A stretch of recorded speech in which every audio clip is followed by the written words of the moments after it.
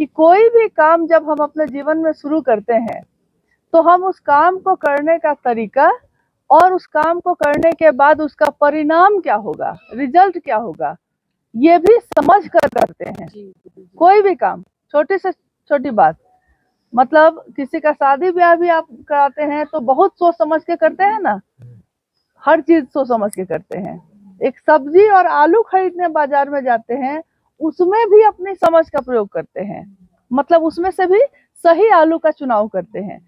हो सकता है कोई सड़ा हो, लेकिन उसमें से आप चुन लेते हैं। इसी तरह हम अपने जीवन में प्रतिदिन के काम में भी जो काम करते हैं वो सब कुछ हम अपने बारे मतलब सोच समझ के कि ये करने से हमको क्या होगा। हम लोगों ने, चाहे हम लोगों से किसी ने कहा है कि महादेव गुरु हैं, और ये सुनकर हम लोगों ने शिव को गुरु माना है। एक बार आप लोग को ये पता है कि नहीं पता है, मतलब जहां अभी हम लोग सब कोई बैठे हैं, कुछ वर्ष पूर्व साहब श्री यहाँ आए थे, ये पता है आप लोग को? नहीं पता है। और उस समय थोड़ी हल्की बारिश थी, तो इसी घास में बहुत सारे जोंक थे। तो यहाँ कह दिया गया उनको कि मतलब कोई भी मतलब घास में नहीं आएगा। तो हम लोग को वही याद था, तो आप लोगों ने कहा कि इस पे बैठेंगे, तो हम लोग तुरंत बोले कि नहीं नहीं वहाँ जोक होगा। लेकिन लोगों ने बताया कि जब शीत ऋतु आती है या बारिश का समय रहता है, भींगा भींगा रहता है, तब होता है ना। समझ का प्रयोग तो हम लोग इसमें भी किए, क्योंकि हमको वो अनुभव था। उस समय यहाँ जोक था, अभी के मौसम में नहीं है। तो जो यहाँ रहने वाला है वो अपना अनुभव आपको देता है, इससे आपको लाभ मिलता है या हानि होती है? लाभ मिलता है।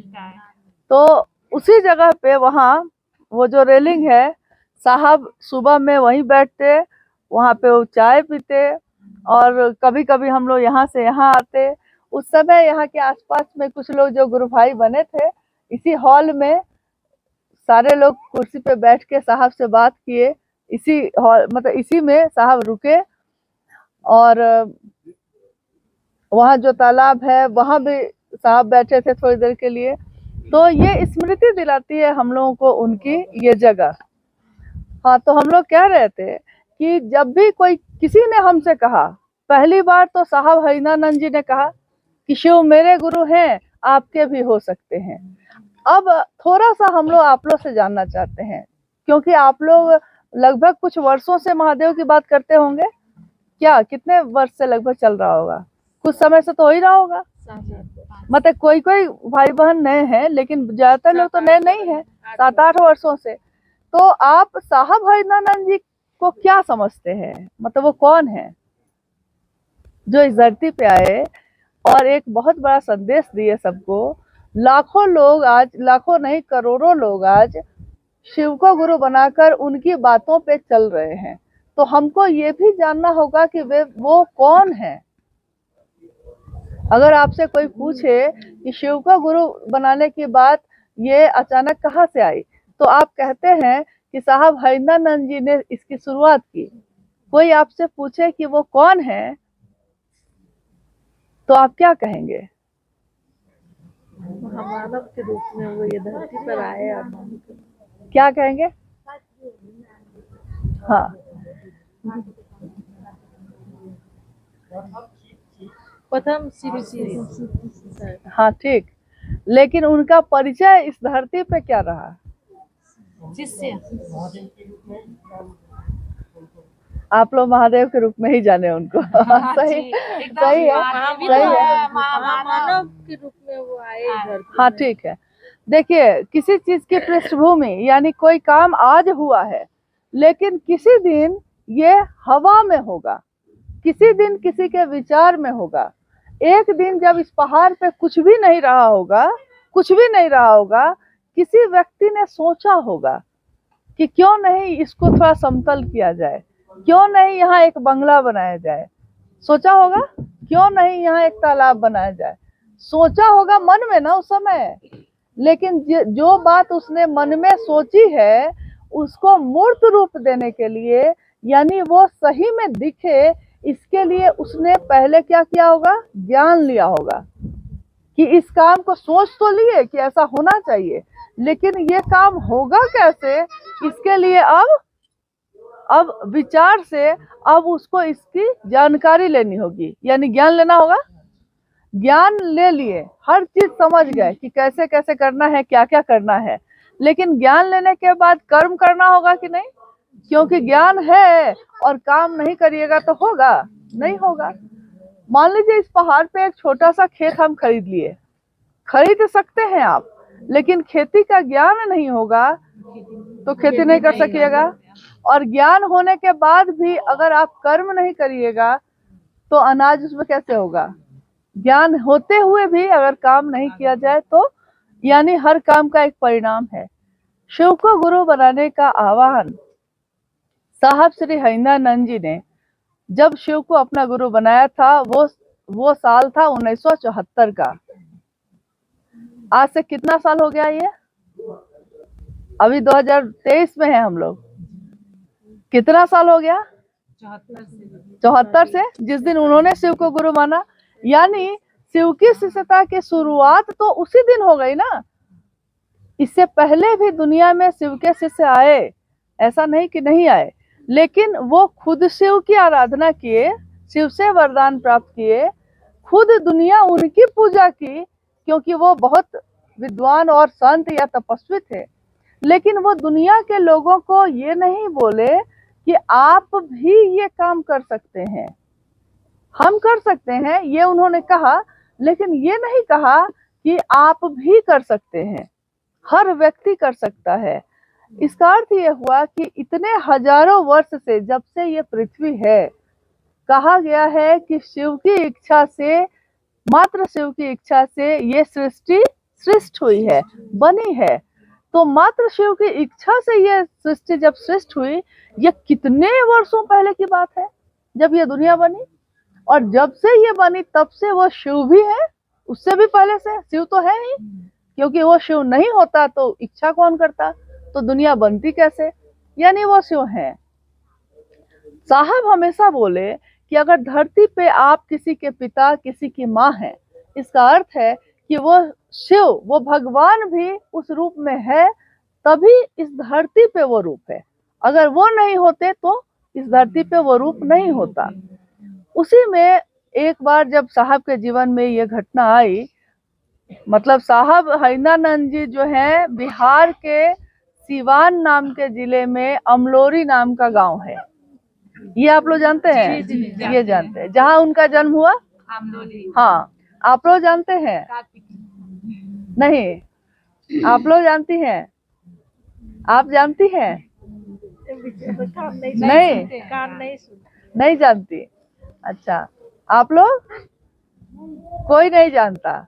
जैसे दार्जिलिंग के एक शहर कारसियांग में आप रहते हैं, कारसियांग का एक गांव होगा या शहर होगा जहां आप रहते हैं, तो वैसे ही बिहार जो राज्य है उसमें सिवान नाम का एक जिला है।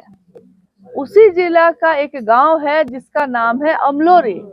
तो साहब हरिंद्रानंद जी का जन्म, जिनके कहने पे हम लोगों ने शिव को गुरु बनाया है, उनका जन्म वहाँ 31 अक्टूबर 1948 को हुआ था। यानी देश आजाद हुआ और इधर जन्म भी हुआ, एक ही साथ लगभग हुआ। और दीदी नीलम आनंद जी, उनकी पत्नी, वो अब झारखंड राज्य है, वो झारखंड राज्य को जानते हैं ना आप लोग? जी जानते हैं। हाँ, जैसे आज हम लोग सुबह में चर्चा कर रहे थे लोगों से, तो लोग पूछे झारखंड में कहाँ से, तो हम लोगों ने रांची कहा, तो उन्होंने कहा धोनी के यहाँ से आए हैं। देखिए, एक आदमी का काम उस शहर को दुनिया में प्रसिद्ध कर दिया ना। रांची को सब जानते हैं किस नाम से, कि धोनी है वहाँ। हाँ, मतलब हाँ, कितने खुशी की बात है, मतलब वो खुश होके बोला, लगा जैसे कि धोनी उसका कितना अपना है। नहीं, हम लोग कहते हैं कि साहब हरिंद्रानंद जी कहाँ रहे, तो रांची में रहे, तो जैसे हम लोग को लगता है कि हाँ, मतलब मेरा परिवार वहां रहा, ऐसे। तो समय गुजरता गया और बचपन से साहब हरिंद्रानंद जी के जीवन में कुछ ऐसी घटनाएं होती चली गईं कि उनके मन में चमत्कार सीखने की लालसा, इच्छा जगी। मतलब एक घटना हुई थी, उनके पिता के पास एक साधु आए, तो वो जैसे ऐसे लकड़ी उठाए ना ऐसे, और छोटी सी लकड़ी थी, ऐसे पटके तो वो सांप में बदल गया, वो लकड़ी सांप में बदल गया। तो उस समय साहब की उम्र थी 11 वर्ष के बालक थे वो। तो 11 वर्ष का बालक जब ये देखा कि ये कैसे हुआ, तो वो घबरा गए, चीख गए। कोई बच्चा ऐसा देखेगा तो वो घबरा जाएगा, तो साहब भी घबरा गए। तो उन्होंने कहा कि ये कैसे हुआ। वो उनको समझा दिया कि नहीं नहीं बउआ, कोई बात नहीं है, सब ठीक है, सब ठीक है। लेकिन उनको पता चला कि ये चमत्कार होता है, ऐसा करना यानी कि ये सब चमत्कार होते हैं। तो साहब हरिंदानंद जी जो उस समय 11 साल के थे, 12 साल होते होते उनके मन में ये इच्छा जग गई कि हम भी चमत्कार सीखेंगे। और ये सोचकर जब आप किसी चीज की तलाश शुरू करते हैं, तब आप वैसे लोगों को खोजते हैं जो लोग इस बात को जानते हैं। नहीं, कोई काम हम अपने जीवन में सोचते हैं तो हम सोचते हैं कि इसका जानकार कौन है, उसको खोजते हैं। नहीं, हम जैसे फूल पत्ती लगाते हैं खूब, तो हम हर आदमी को खोजते हैं कि फूल पत्ती का जानकार कौन है, कौन जानता है खाद कैसा है। वैसे ही साहब ने जब सोचा तो उन्होंने इसकी तलाश शुरू की, और इस तलाश में उनको अनेक साधु, तपस्वी, ऋषि, मुनि, औघर लोग जो होते हैं, जो शमशान साधना करते हैं, उन लोगों को गुरु के रूप में उन्होंने माना कि हाँ आप गुरु हैं, मैं आपसे सीखूंगा। लेकिन साहब ने देखा कि जो दूर से दिखते हैं कि बहुत ज्ञानी जैसे हैं, लेकिन जब वो उनके नजदीक रहने लगे तो उनको लगा कि ये गेरुआ कपड़ा तो पहनते हैं, रुद्राक्ष की माला तो पहनते हैं, लेकिन ज्ञान नहीं है इनके पास। ऊपर ऊपर का दिखावा है सब, लेकिन अंदर का ज्ञान कुछ है ही नहीं। तो उनका मन निराश हुआ। आप ही कोई जगह प्रयास कीजिए बार बार, और आपको हर जगह हार मिले, तो एक दिन आपका मन निराश हो जाता है। तो उनका मन भी निराश हुआ, और निराश मन से वो एक तरफ अपनी पढ़ाई भी करते रहे। उनके पिता शिक्षा विभाग के बहुत बड़े अफसर थे, तो घर में शिक्षा का माहौल था, यानी पढ़ाई लिखाई का माहौल था। तो एक तरफ उनकी पढ़ाई भी चलती रहे, और एक तरफ इस तरह की साधना और तपस्या भी उनकी चलती रही। धीरे धीरे वो इतने बड़े हुए कि पटना एक जगह है, पटना का नाम सुना है आपने? जी। सुने हैं। तो पटना में लॉ कॉलेज है, कानून की पढ़ाई होती है उसमें। तो साहब का एडमिशन उसमें हो गया, और साहब लॉ की पढ़ाई करने लगे वहां। ये इसी समय ये घटना है, 1974 का समय था, वो नवंबर माह था। और वहीं के बगल में एक जिला है आरा, वहां के शमशान भूमि जिसका नाम है गांगी शमशान, वहां पे नवंबर का महीना था 1974, और अर्धरात्रि में लगभग 2 बजे का समय था, और एकदम निराश मन से साहब हरिंदानंद जी उस जगह पे बैठे हुए थे अकेले। निराश मन से उन्होंने सोचा कि आज तक मैंने इतने लोगों को अपना गुरु बनाया, इतने वर्ष, 14 वर्ष बीत गए, और आज तक मुझको कुछ भी हासिल नहीं हुआ। सोचिए, किसी एक काम में अगर आपने अपने 14 वर्ष लगा दिए हैं तो आपको कितनी निराशा होगी। 14 वर्षों के बाद साहब ने उस दिन अचानक उनके मन में ये कौन था कि आपने भी सुना होगा ये श्लोक कि गुरुर ब्रह्मा गुरुर विष्णु गुरुर देवो महेश्वर, गुरु साक्षात पर ब्रह्मा तस्मै श्री गुरुवे नमः। यानी ये श्लोक एक ऐसा श्लोक है जो हमारे बच्चे भी स्कूल में पढ़ते हैं, और हम लोगों के बीच में समान है, बहुत सारे लोग इस श्लोक को जानते हैं। तो हम लोग इस श्लोक को जानते हैं, लेकिन उस समय साहब के मन में ये श्लोक अचानक कौंधा। उन्होंने सोचा कि जब गुरु में ये सारी चीजें होती हैं, कि गुरु में ब्रह्मानी शक्ति होती है, यानी आपको पैदा करने की, उत्पत्ति की शक्ति, गुरु में वैष्णवी शक्ति होती है, मतलब कि आपके जीवन को चलाने की, मतलब स्थिति की, गुरु में संहार करने की, खत्म करने की भी शक्ति होती है। और यहाँ तक कि गुरु कौन होते हैं, तो गुरु साक्षात पर ब्रह्म होते हैं।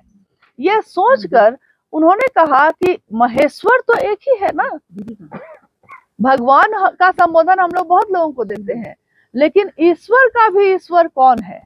तो महेश्वर तो एक ही है, शिव महादेव। तो उन्होंने ईश्वर के रूप में महादेव को जाना था। उन्होंने ये सोचकर कि गुरु जब ईश्वर होते हैं तो वो ईश्वर ही गुरु क्यों नहीं है, उन्होंने महादेव को ही अपना गुरु मान लिया। और उस समय ये सोच लिया कि अब जो करते थे वो नहीं करेंगे, पहले से किया हुआ इतना साल में जो जो सीखे थे वो सब छोड़ दिए। जब आपको सही जगह मिल जाती है तो आप बाकी की सारी क्रियाओं को छोड़ देते हैं। तो उन्होंने छोड़ दिया। उन्होंने कहा कि आज तक मुझको अनेक लोगों ने ठगा है, इसलिए हे महादेव अगर आप शरीर में आइएगा तो मैं आपसे कुछ नहीं सीखूंगा, क्योंकि मैं हर जगह ठगा गया हूँ। और अब आप बताइएगा तभी हम कुछ करेंगे, नहीं तो कुछ नहीं करेंगे। ये सोचकर वो उस दिन वहां से लौट आए और उन्होंने अपनी पत्नी दीदी नीलमानंद जी को, जो अपने मायके में थी उस समय मनातूगढ़ में, उनको चिट्ठी लिखी। चिट्ठी अब तो आप लोग नहीं लिखते होंगे किसी को नहीं, एक समय था जब खूब लोग चिट्ठी लिखते थे, लेटर लिखते थे, चिट्ठी लिखते थे, चिट्ठी भेजते थे, चिट्ठी आता था, इंतजार रहता था डाकिया का। लेकिन अब चिट्ठी नहीं आती है, अब फोन उठाते हैं और टाइप किए और चिट्ठी पहुंच गई हाँ, लेकिन उस समय ऐसा नहीं था। तो उन्होंने साहब हरिंद्रानंद जी ने एक चिट्ठी लिखी अपनी पत्नी को और कहा, लिखा उसमें कि नीलम, मैंने शिव को अपना गुरु बना लिया है, तुम भी शिव को गुरु बना लो। पहली बार उन्होंने किसको कहा? दीदी नीलमानंद जी को। अच्छा, आपने कभी सुना है कि महादेव गुरु हैं, लेकिन प्रथम शिव की शिष्या किसको कहा गया है? कभी इसके बारे में सुना है? किसको? प्रथम शिष्य उनके पत्नी हाँ ठीक है, प्रथम शिव से साहब हरिंद्रानंद जी हुए और उसके बाद शिष्या हुई मतलब दीदी नीलमानंद जी। लेकिन इस धरती पे जो महादेव जगत के गुरु हैं उसमें प्रथम शिष्या भवानी भगवती को कहा जाता है, जिनकी पूजा उस मंदिर में होती है, महादेव और माँ भगवती की। तो प्रथम तो देखिए वहां भी क्या है, महादेव गुरु है और उन्होंने सब अब पहला ज्ञान किसको दिया? हाँ, तो भगवती को। और यहाँ इस काल में जो प्रथम शिव के शिष्य आए हरिंद्रानंद साहब, उन्होंने किसको सबसे पहले लिखा? हाँ, तो हाँ, अब हम लोग को ये समझना होगा कि इसलिए नहीं लिखा था कि उनकी पत्नी थी वो, उन्होंने इसलिए लिखा था क्योंकि दीदी नीलमानंद के भी मन में आध्यात्म की ललक थी। आप मेरी बहन हो सकती हैं, लेकिन जब तक आपके मन में आध्यात्मिक जगत में जाने की इच्छा नहीं होगी, हम आपको जबरदस्ती नहीं ले जा सकेंगे, है ना। तो माँ भवानी भी शिष्या के रूप में महादेव के पास बैठी, पत्नी होते हुए भी शिष्या के रूप में बैठी, तब ना वो प्रथम शिव शिष्या कहलाई। तो यहाँ शिव से हरिंद्रानंद जी से जुड़ने के लिए भी माँ दीदी नीलमानंद जी को शिव शिष्य के रूप में ही आना पड़ा। और इस तरह धीरे धीरे घटनाएं होती गई। 1982 से कमरे से बाहर शिव की चर्चा होनी शुरू हो गई। लेकिन शिव शिष्यता की शुरुआत इस काल में, कलयुग में 1974 के उस नवंबर माह में ही हो चुकी थी। मतलब हवा में, विचार में वो आ चुका था, विचार में आया और धीरे धीरे क्या हुआ कि इसका विस्तार हुआ, लोगों से कहना शुरू हुआ, लोगों ने मानना शुरू किया और देखा कि इससे सुंदर चीज तो कुछ है ही नहीं, इससे अच्छा कुछ है ही नहीं, तो क्यों नहीं हम यही करें। और बिहार में सबसे पहले मधेपुरा से शुरू होके सारे बिहार में, फिर धीरे धीरे उत्तर प्रदेश, बंगाल, झारखंड, सभी राज्यों में, यहाँ तक कि नेपाल देश जो है, नेपाल देश जहाँ पशुपतिनाथ की पूजा होती है, नेपाल देश में भी काफी संख्या में अब शिव शिष्य हैं, लाखों की संख्या में है। और भारत के सभी राज्यों में अब शिव की चर्चा होती है। भारत के वैसे जगहों पे भी होती है जो समंदर देखा है आप लोगों ने कि नहीं कभी? जी। समंदर देखा है? आप लोग जो पहाड़ पे रहते हैं वो देखे हैं? यहाँ तो नहीं देखे, लेकिन उधर जाते हैं टीवी पे या फिल्म में देखे होंगे। नहीं, समंदर के किनारे खूब फिल्म का शूटिंग होता है। हाँ, तो समंदर जो है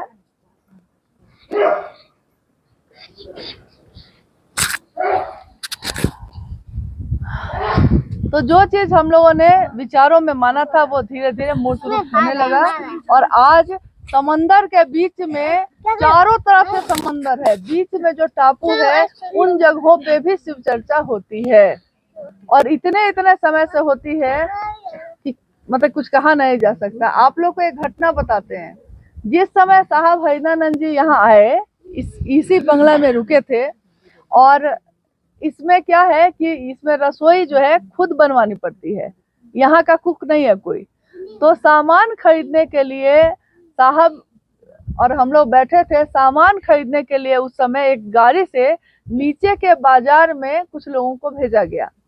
जाते समय सब लोग यहाँ से कह के गए साहब को कि जा रहे हैं हम लोग, सामान भी ले लेंगे, थोड़ा महादेव की बात भी कर लेंगे। और वो लोग नीचे बाजार में चले गए। जब लौट के वो लोग आए, सब लोगों ने यही कहा उससे पहले कि इस जगह, इस पहाड़ पे, यहाँ पे कौन महादेव की बात करता होगा, यहाँ शिव चर्चा नहीं हुई होगी, यहाँ कौन पहुंचा होगा, कोई नहीं। लेकिन जब वो नीचे बाजार में उतरे और दुकान में गए सामान के लिए, तो दुकानदार से उन्होंने कहा कि हम लोग शिव को गुरु मानते हैं, आप भी भैया मान लीजिए। तो उस दुकानदार ने कहा इन लोगों को कि मेरा पूरा परिवार शिव चर्चा करता है। अब बताइए, हम लोग सोचते हैं कि हम वहां गए तब शिव चर्चा हुई, हम वहां जाएंगे तब शिव चर्चा बढ़ेगी। लेकिन हम लोगों ने तो ये देखा है कि ये हवाएं महादेव की बात को लेके जाती हैं। ये तो हम लोग को सौभाग्य मिलता है कि हम लोग कहीं जाके महादेव की बात कर पाते हैं। लेकिन महादेव की बात तो ये प्रकृति, ये हवा ही लेके जाती है। अभी आप बैठे हैं यहाँ पे, अभी बताइए ना कि ये पहाड़ पे जितना पेड़ लगा हुआ है ना, बहुत सारा पेड़। ये पहाड़ पे सारा पेड़ हम लोगों ने लगाया है, आदमी ने लगाया है? नहीं लगाया है ना। तो ये पहाड़ पे इतना पेड़ कहाँ से आया? बहुत बार क्या होता है कि कोई पक्षी, कोई चिड़िया दाना मुंह में लेके या बिया मुंह में लेके जो उड़ती है और जगह जगह गिराती चली जाती है और वहां पेड़ पैदा हो जाते हैं। पेड़ ऐसे वैसे नहीं, हम लोग अपने घर में जो पेड़ लगाते हैं उसकी देखभाल जब आप करिएगा तो बहुत बार वो मर जाते हैं या बहुत मुश्किल से बड़े होते हैं। लेकिन इन जंगल और पहाड़ों में तो पेड़ हम लोगों ने नहीं लगाए हैं, यहाँ प्रकृति ने ही लगाया है। और उसका पोषण भी कौन करता है? प्रकृति ही करती है, हम लोग तो नहीं किए। लेकिन देखिए उसका कैसा पोषण हुआ है, कितने विशाल पेड़ है, कोई हिला नहीं सकता है उसको। तो शिव की शिष्यता का पोषण भी शिव खुद करते हैं, महादेव खुद करते हैं। हम लोग का सौभाग्य है कि हम लोगों ने उनको अपना गुरु माना है, जो जगत के गुरु हैं, सबके हैं। लेकिन जब तक मेरे नहीं हुए कोई फायदा नहीं था, जब मेरे हुए हैं तो फायदा है। और तीनों सूत्र आप लोग करते हैं, तीनों सूत्र मन ही मन महादेव से दया मांगना करते हैं, और महादेव की चर्चा तो करते ही हैं, करते हैं। कैसे, क्या करते हैं उसके लिए? अपने लोग तो रोजाना ही निकलते हैं बाहर, दुकान हो, घर हो, जहाँ भी जाते हैं गुरु के बारे में बताते हैं। जैसे गुरु है, शिव को गुरु बना लीजिए, बहुत दयालु है गुरु। कितने दिन से तो हम लोग भगवान के रूप में पूछते आए, एक बार शिव को अपना गुरु बना के देखिए। ये सब बातें करते हैं,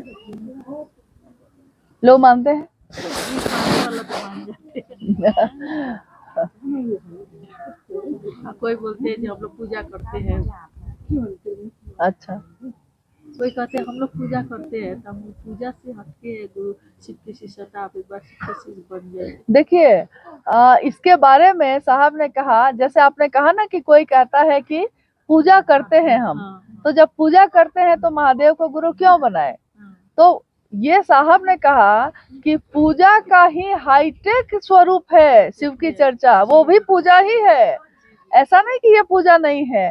एक पूजा होती है कि हम महादेव के मूर्ति के सामने खड़े होके उनकी बड़ाई करते हैं।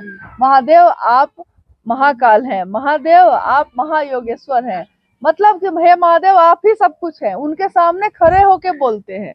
लेकिन साहब ने कहा कि आप आज तक ये करते थे, आज आप दुनिया में घूम घूम के कहते हैं कि महादेव देखिए कितने अच्छे हैं, उनको अपना बनाइए। तो ज्यादा बड़ी पूजा तो ये है। लोगों ने, एक समय था ना हम लोगों के जीवन में कि जब हम लोग हाथ का पंखा लेके चलते थे। हाथ का पंखा, उस समय ये पंखा नहीं था, उस समय कूलर और एसी नहीं था। उस समय मुश्किल से हाथ का पंखा, वो भी तार उर से बना के लोग अपने घरों में और उसका प्रयोग करते थे। गर्मी लगती थी तो ऐसे ऐसे ऐसे ऐसे।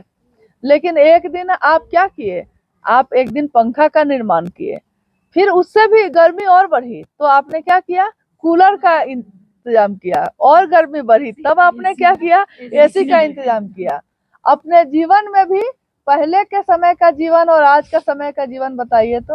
पहले तो आटा को पीसने के लिए एक जो, अब यहाँ का हमको नहीं आइडिया है यहाँ कैसे पिसाता है, लेकिन उधर जो है मतलब समतल जगह पे तो चक्की पे आप लोग के यहाँ भी पिसाता है, पहाड़ पे भी नहीं अब पहले जाता पे हुआ है। हाँ लेकिन अब पिसाता है उस पे नहीं। अब क्या है, मिल पे भेज दिए, पिसा के आ गया। उतना भी अब नहीं करते हैं, अब मिल पे भेजे, पिसाए, लाए तो अब रेडीमेड ही खरीद लेते हैं। नहीं, यानी हम लोगों ने अपने जीवन में अपने खाने पीने रहने जीने के लिए हर तरीके में आप ऊपर और ज्यादा ऊपर बढ़ते गए। पुरानी पद्धति को छोड़ते भी गए और नई पद्धति को अपनाते भी गए, लेकिन पूजा पाठ और आध्यात्म की दुनिया में कोई परिवर्तन नहीं हुआ। उस समय जो समय थी, परिस्थिति थी, उसके अनुसार उस समय किया जाता था। लेकिन आज की जो परिस्थिति है वो अलग है। आज सबके पास समय की कमी होती है। ज्यादातर शहरों में जब आप जाइए तो लोग काम भी करते हैं और घर भी चलाते हैं, बच्चों को भी देखते हैं, तो उनके लिए ये संभव नहीं होता है कि वो 1 महीना के लिए जाके कहीं पे जप तप और मंत्र का जप कर सकें। नहीं कर सकते हैं ना।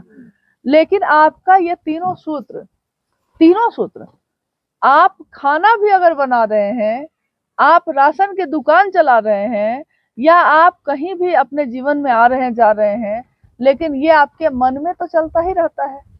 मन ही ना आपको किसी का प्रणाम करता है, मन ही ना किसी की पूजा करती है। तो मन में तो जब शिव चलते रहते हैं, महादेव चलते रहते हैं, तो यानी कि आपका मन शिव का ध्यान करता है, ध्यान में रहता है। और शिव के ध्यान में वही रहता है ना जो उनकी पूजा करता है, जो उनके प्रति प्यार रखता है, प्रेम रखता है। जिसके प्रति भी हम प्रेम रखते हैं वो मेरे मन में रहता है कि नहीं रहता है। मेरा बेटा हमको बहुत प्यारा है मान लीजिए, तो हम अपने बेटा रहता है वहां, मान लीजिए गुवाहाटी में रह के पढ़ता है वो, हम रहते हैं यहाँ, लेकिन मेरे मन से वो 1 मिनट के लिए भी जाता है मन में तो हमेशा रहता है, नहीं जाता। तो इसी तरह महादेव चाहे आपको दिखाई नहीं देते हैं, लेकिन आपके मन में हमेशा रहते ही हैं।